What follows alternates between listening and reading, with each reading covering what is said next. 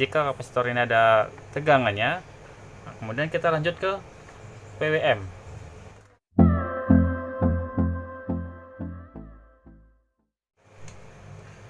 Halo teman-teman, ketemu lagi dengan saya di Ahmad Channel ya, yang tentunya selalu membuat pembahasan topik yang menarik dan bermanfaat bagi semua orang. Hari ini kita belajar dengan cara berbeda. Kenapa? Ya, pada biasanya kita selalu membuat sesuatu atau penemuan-penemuan yang langsung kita praktekkan hasilnya. Nah, inti utama video ini adalah mengenal serta belajar memperbaiki power supply dan titik-titik kelemahan pada power supply tersebut.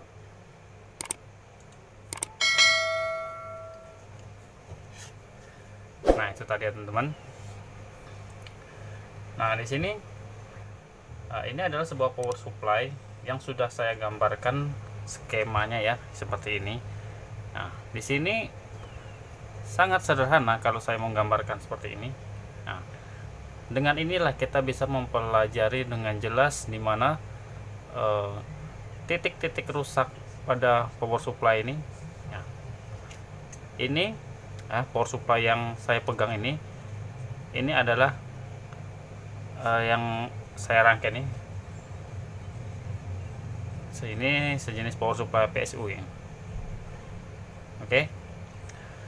Pertama kita mulai dari sini ya. Ini ya teman-teman. Ini adalah arus masuk, berarti yang di sini teman-teman. Nah, di sini. Lalu pada salah satunya dia ketemu dengan sikring, jadi ini ketemu sikring, lalu dengan dari satunya ketemu, nah ini namanya NTC. NTC ini adalah kepanjangan dari negatif temperatur koefisien. Nah, jadi kalau pertama masuk sini dia masuk sikring ini tidak perlu saya jelaskan ya teman-teman, sudah tahu fungsi dari sikring. Kemudian fungsi dari NTC ini adalah ketika arus berlebih di sini, dia mendeteksi panas. Jadi ketika dia panas, maka dia akan mengurangi arus yang masuk. Kemudian arus masuk ini masuk ke sini dan ketemu sebuah kapasitor. Ini NTC tadi ketemu kapasitor. Ini kapasitor yang kuning ya teman. Nah, yang kuning. Nah, kemudian masuk ke filter. Nah, filter nih kita gambarkan seperti ini, induktor. Nah, ini dua buah ini. Nah, setelah melalui induktor, dia ketemu lagi kapasitor ini untuk menyaring lagi. Kemudian disearahkan dengan dioda. Nah, di sini ada dioda. Di sini dioda ya teman-teman. Nah, sebelah sini aja dioda. Kemudian setelah dioda dia akan keluar arus DC. Nah, arus DC itu disimpan di sebuah kapasitor yang sangat besar. Ini kapasitor ini. Kemudian kapasitor ini, positifnya langsung bertemu dengan trapo ya, trapo ini. Dan pada negatifnya dia memasuki ke sebuah IC. Ini biasanya disebut IC PWM. Nah, masuk ke IC PWM. Setelah itu ini tadi kan DC ya teman. Jadi sini masuk ke sini DC. Kemudian di switching atau ini nih dirubah menjadi arus AC ya. Ya, sini kita pakai aja biar besar. Jadi setelah ini kapasitor ini ke sini, ini masih posisi negatif dan ini positif. Nah, negatifnya ini kemudian di frekuensi tinggi, diubah ke frekuensi tinggi, di switching, jadi berubah menjadi arus AC lagi. Nah, ini maksudnya tuh dia berubah menjadi arus kotak di sini teman, dengan frekuensi sangat tinggi, 100 kilo sampai 500 kHz. Ya, biasanya kalau dari PLN ini dari PLN ini ya. Ini nih 50 Hz. Jadi dirubah di sini ke menjadi 100 kilo sampai 500 kilo Hz ya. Kemudian IC PWM ini membutuhkan daya atau membutuhkan volt. Nah, PWM ini diambil dari positif. Nah, sini ya, kapasitor dengan nilai R yang sangat tinggi.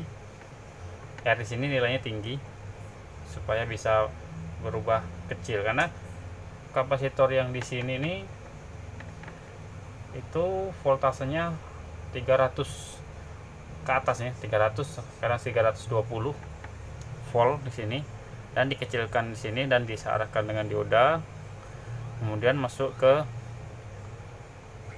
PWM ini ya, kemudian masuk lagi ke trapo. Nah, ini trapo, kemudian barulah dihasilkan lagi arus AC dan disearahkan dengan dioda. Kemudian ini ada kapasitor lagi, kapasitor DC ya teman-teman. Nah, disinilah bisa diatur lagi ke berapa volt keluarnya. Nah, ketika kita melihat di sini ya, nah ini mungkin teman-teman sangat sulit cara memperbaikannya, tapi setelah kita jabarkan seperti ini, dia sangat mudah sekali. Kemudian kita akan cari titik-titik yang sering rusak pada trapo switching nih ya. Pertama di sekring. Nah, di sekring sini ya teman. Ini sering kerusakan tuh di sini. Kemudian di resistor ini, dan kemudian di PWM-nya. Untuk kerusakan sering terjadi itu emang di sini ya. Nah, di sini.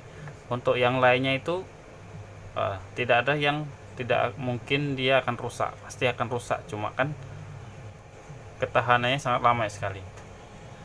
Nah, di situ teman-teman. Jadi ketika kita melihat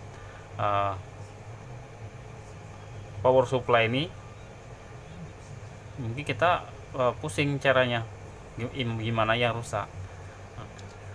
Untuk mengetahui di mana kerusakan, pertama teman-teman cek di sini. Nah, di sini ada arus yang melalui sekring. Jika ada arus, cek lagi di sini di kapasitor.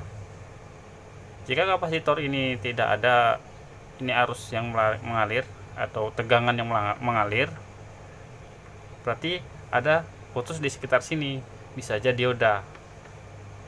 Nah, dioda. Nah, kemudian kalau induktor ini jarang sekali ya ini rusak. Jadi untuk mengetes trapo ini rusak apa enggaknya, pertama cek sekring. Di sini kita kasih multitester ke sini. Nah, misalkan ini nggak ada yang putus, kita lanjut ke kapasitor yang ini. Jika kapasitor ini ada tegangannya, nah, kemudian kita lanjut ke PWM. Nah, kita lanjut ke output ke ini ya, trapo. Jadi kita cek di sini dan di sini. Jika ini tidak mengeluarkan arus, kita cek resistor yang di sini dengan cara